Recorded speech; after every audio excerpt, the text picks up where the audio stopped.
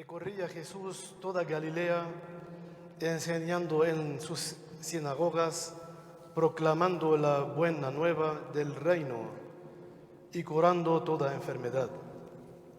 En el ciclo del año de las lecturas bíblicas, empezamos después de Pentecostés. Empezamos con las lecturas del Evangelio según San Mateo. Y como estamos empezando el ciclo, la Iglesia lee los inicios de la prédica.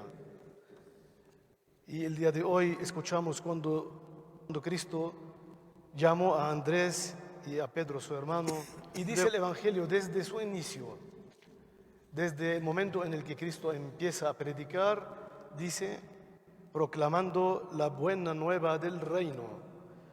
Eso es la misión, proclamar el reino de Dios. De la misma manera, San Juan Bautista, cuando inició su prédica como precursor, también empezó a decir: arrepiéntense porque el reino de Dios está cerca.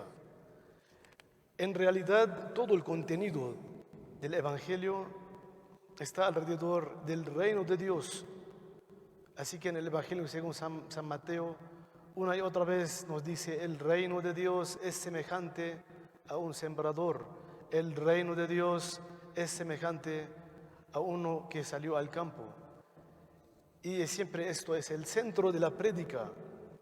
Nosotros cuando rezamos la oración que Cristo nos la enseñó, lo primero que decimos es: venga a nosotros tu reino. Entonces esto es el centro de lo que es el cristianismo, el reino de Dios, y pedir que el reino de Dios esté entre nosotros. Esto es, podemos decir, el polo que jala todo nuestro interés, nuestra atención, el polo que da direccionamiento a nuestra moral. Una moral no es una cosa basada en códigos sociales. La moral cristiana está construida en base del reino de Dios. Así que todo lo que es cristiano y todo quien es cristiano debe tenerlo esto muy claro. Un obispo, cuando administra la iglesia a la cual Dios le encargó, no puede hacerlo sino en vista del reino de Dios. Un sacerdote no puede dar el sermón en la iglesia en base de una moral que no sea la moral del reino de Dios. Un padre y una madre, cuando educan a sus hijos, no pueden hacerlo sin tener en mente el reino de Dios y en sembrar en ellos anhelo hacia este reino. Cuando un sacerdote da una respuesta para quien le pregunta cualquier tema de los asuntos del mundo, no puede responderlo lejos del pensamiento en el reino de Dios. Y cuando una persona viene a consultar la opinión de la iglesia, no puede consultarlo si es cristiano y no puede pedir una respuesta que sea fuera de este marco del reino de Dios. A tal grado que nosotros consideramos, antes que todo, que somos ciudadanos del reino de Dios. En el funeral, el día del funeral, repetimos una y otra vez y pedimos que el difunto sea un ciudadano del paraíso. Esta es nuestra visión y nuestra esperanza. No hasta que muera uno. No hasta que muera uno decimos: pues vamos a pedir que sea ciudadano del reino de Dios. Ese es nuestro deseo desde el día de hoy, formar parte de esta gran ciudadanía que es el reino de Dios. Es el lugar donde está Cristo en el centro, donde está la vida, el árbol de vida, Cristo en el centro, y nosotros respiramos en el Espíritu Santo. Entonces, ¿qué es nuestra relación con nuestro mundo? La relación de la iglesia, de los cristianos con su mundo. Desde luego el cristianismo desde un inicio nos empujó a los cristianos a ser buenos ciudadanos en el lugar en el que estamos.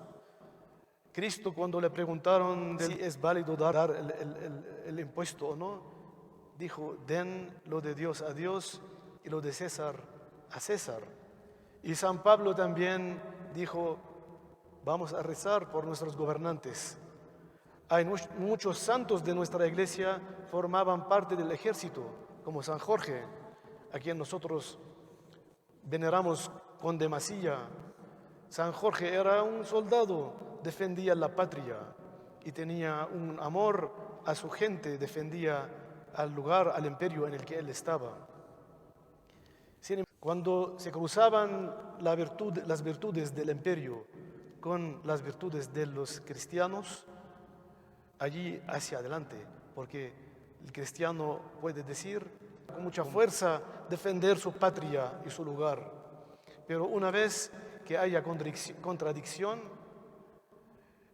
el cristiano es antes que todo ciudadano del reino de los cielos y antes que todo levanta las virtudes de su fe y de su iglesia.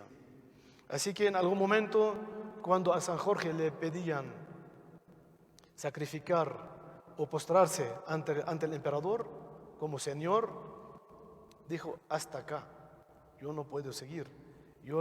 Mi único Señor, un solo santo, un solo Señor Jesucristo. Y así el día de hoy nosotros también en la iglesia, y la iglesia en todo el mundo está ante este desafío. Nosotros no podemos decir a la civilización, no podemos decir todo sí. Tenemos el reino de Dios y predicamos el reino de Dios como el Señor lo hizo desde un primer momento, y enseñamos a nuestros hijos. Uno puede decir: ¿por qué yo voy a involucrar a mis hijos en ello? ¿Por qué voy a darles a mis hijos algo que ellos tienen que enfrentar a su ambiente? Es porque estoy convencido con lo que Dios, el Señor, me ha enseñado en el reino de Dios. Estoy convencido que el significado de su verdadera vida está en el reino de Dios. Por eso dejo de ser iglesia si no enseño sobre el reino de Dios. Ustedes dejan de ser iglesia, dejan de formar iglesia si no enseñan a sus hijos a amar y a anhelar la presencia de Cristo en su vida. Y eso es el reino de Dios. Y esto nos va a costar a todos. Nos está costando. Sin embargo, Cristo lo dijo: el que quiere. El que viene a preguntar, le damos respuesta. El que quiere venir en pos de mí, cargue su cruz y me siga. El que tiene oídos para escuchar, que oiga. Amén.